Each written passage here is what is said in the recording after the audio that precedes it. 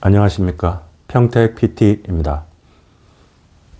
오늘 영상은 저번 영상 마지막에 제가 말씀드렸듯이 도수 치료를 어떻게 받는 게 효과적일까에 대한 얘기를 해보려고 합니다. 도수 치료는 도수 치료사가 행하는 치료 행위이기 때문에 다른 말로 바꾸면은 어떤 도수 치료사에게 받는 것이 효과적인가에 대한 얘기이기도 합니다. 저는 35년 동안 물리치료사로서 살아오면서 물리치료나 도수치료를 한 번도 받아본 적이 없어요. 그런 제가 만약에 제 몸이 아파서 도수치료를 받는다고 가정을 한다면 저는 딱 이 한 가지 조건만 맞춘다면 저는 그 도수치료사에게 제 몸을 기꺼이 맡길 것 같습니다. 그것이 뭐냐? 저에게 신뢰감을 주는 도수치료사. 즉, 제가 신뢰를 할 수 있는 도수치료사를 말하는 것이겠죠. 그럼 제가 어떻게 치료사를 믿을 수 있는가? 즉, 신뢰감을 가질 수 있는가? 저에게 이 세 가지만 행한다면 저는 그 치료사를 믿고 제 몸을 맡길 수 있을 것 같습니다. 첫째, 제 마음을 먼저 녹이는 치료사. 무슨 얘기냐면은 저는 환자로서 병원을 갔고 또 낯선 도수 치료라는 치료를 받아야 되는 상황이라면 제 일단 마음 상태는 환자이기 때문에, 즉 아프기 때문에 불안하고 또 낯선 곳에 와서 낯선 사람들을 보기 때문에 긴장이 되고, 이런 상태에서 제 몸을 치료하기 전에 제 마음을 먼저 안정되게 만들어주는 그런 치료사한테 치료를 받고 싶다는 것입니다. 그럼 어떻게? 첫 번째 동영상에서 제가 말씀드렸듯이 치료사가 환자한테 행하는 행위들, 즉 말투, 따뜻한 말투, 또 온화한 미소, 또 친절히 배인 행동들, 이런 행위들을 저한테 먼저 보여주시면 일단 제 몸을 맡기기 전에 마음부터 안정이 된 상태에서 안심하고 맡길 수 있을 것 같다는 얘기입니다. 제 몸을 치료하는 치료사 선생님이 나에 대해서 알려고 하는 노력을 기울여 주셨으면 합니다. 무슨 얘기냐? 나를 치료하는 선생님이 내 몸에 대해서 제대로 모르고 치료하면 말이 안 되잖아요. 그래서 그런 노력을 기울이는 하나의 행위들에 있어서 수많은 질문들, 우리는 임상적으로 이것을 history taking이라고 표현합니다. 즉, 내 이름을 묻고, 내 나이를 묻고, 나의 직업을 묻고, 또 직업 중에서도 어떤 직업을 가졌는지, 즉 육체적인 일을 하는지, 사무적인 일을 하는지, 아니면 기타 등등, 또 내가 어디가 아프고, 언제, 하루 중에 언제 아프고, 또 어떤 행위들을 했을 때 아프고, 이런 것들 세세하게 묻는 치료사. 왜 이것이 중요하냐면은 임상적으로 우리가 의사분들이나 저희 물리치료사 선생님들이 히스토리 테이킹만 해도 그분이 왜 아픈지 기본적으로 어느 정도 뭐 때문에 아픈지를 유추를 할 수가 있어요. 그래서 저를 치료하는 선생님이 기본적으로 이걸 먼저 물어봐 주셨으면 좋겠고, 둘째, 저의 몸 상태를 정확하게 검사를 해주는 그런 검사를 하는 치료사. 즉, 제가 허리가 아파서 갔다면 관절 상태가 어떤지, 또 근육 상태는 어떤지, 근육이 짧아져 있는지, 근육이 뭉쳐져 있는지, 근육이 약화되어 있는지, 아니면 근막은 어떤지, 근막 상태가 어떤지, 아니면 힘줄이나 인대 상태는 지금 어떤 상태로 되어 있는지, 즉 종합적으로 검사를 차근차근 하는 치료사. 저 같은 경우는 여기서 더 덧붙여서 검사를 하더라도 전체적으로 보고 검사를 하는 치료사를 더 신뢰할 수 있죠. 제가 알아서 그런 걸 수도 있겠지만, 예를 들어서 제가 목이 아파서 병원을 갔어요.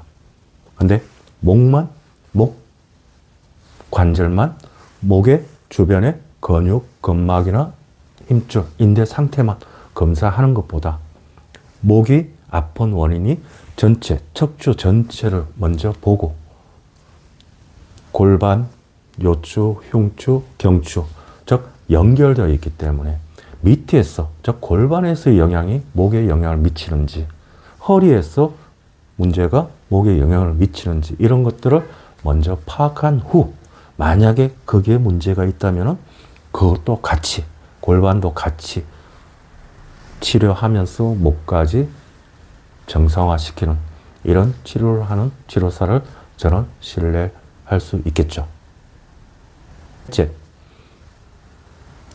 히스토리 테이킹이든 각종 검사든 그 검사를 통해서 취득된 그 정보, 내 몸 상태에 대한 정보를 저한테 알려주는 치료사. 저는 신뢰할 수 있을 것 같습니다. 왜 그러냐면은 제가 첫 번째 동영상에서 설명드렸던 대로 모든 질환의 최종, 마지막 치료사는 의사 선생님도 물리치료사 분들도 아닙니다. 그것은 바로 환자 본인 자신이어야 됩니다.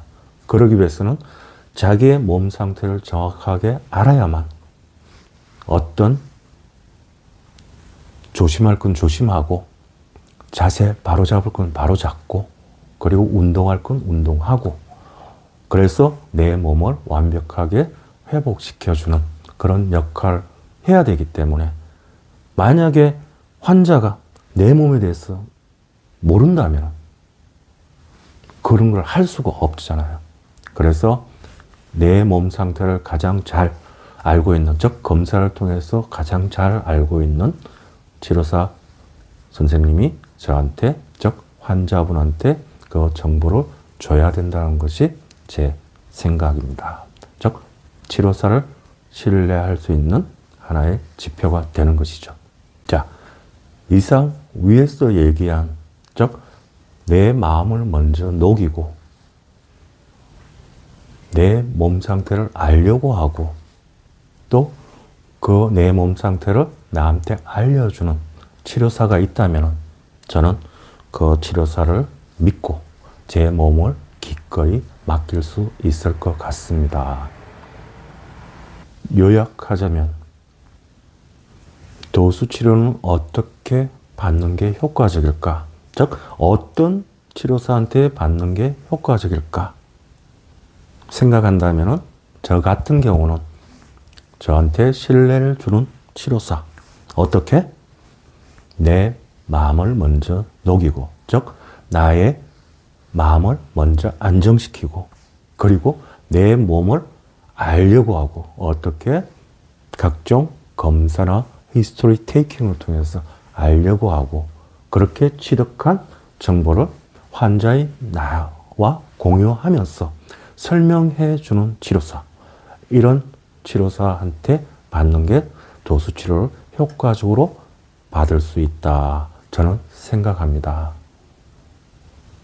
근데 참 아이러니하게도 제가 위에서 얘기한 이 세 가지는 비싼 돈을, 즉 도수 치료비를 지불하는 환자 입장에서는 당연히 누려야 될 권리인데, 다르게 얘기하면 도수 치료를 행하는 치료사 입장에서는 당연히 해야 될 의무인데 현실적으로는 조금 좀 그렇죠.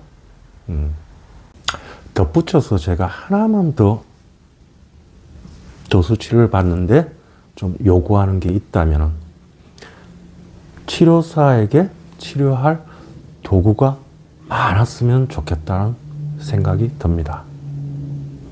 무슨 얘기냐? 이런 문장이 있어요. 목수에게 망치를 쥐어주면 모든 것이 못으로 보인다는 겁니다. 치료사도 마찬가지예요. 내가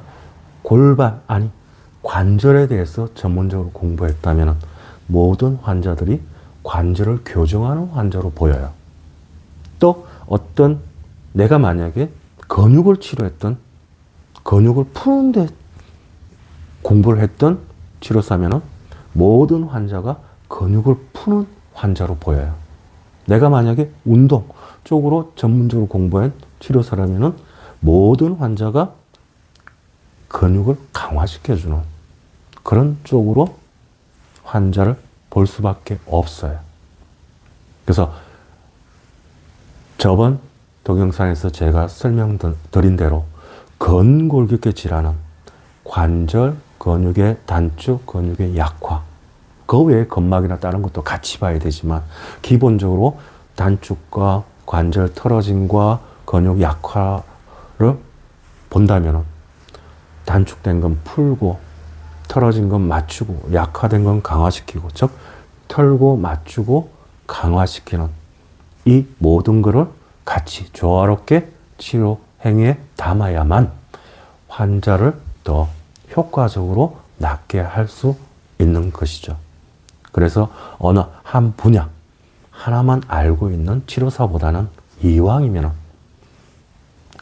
각 분야, 즉 관절, 근육을 푸는 방법, 강화시키는 방법, 근막을 해결하는 방법, 이쪽으로 각종 치료 도구를 많이 가지고 있는 치료사를 내가 만난다면 저는 행운하죠. 어찌 보면. 그래서 근데 이런 다양한 도구를 가지고 있는 치료사를 어떻게 만날 것인가? 그것은 조금 전에 얘기했던 두 번째 답이 있어요.